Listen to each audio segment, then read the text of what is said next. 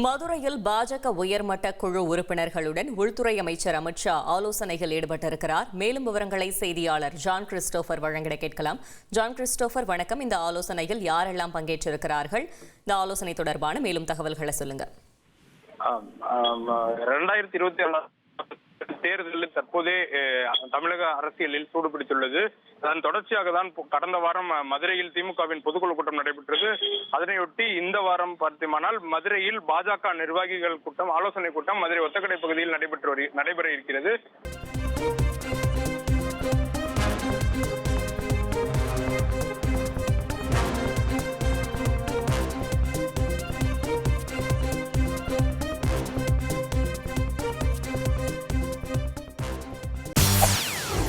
செய்திகளை உடனுக்குடன் தெரிந்து கொள்ள உடனே சப்ஸ்கிரைப் பண்ணுங்க.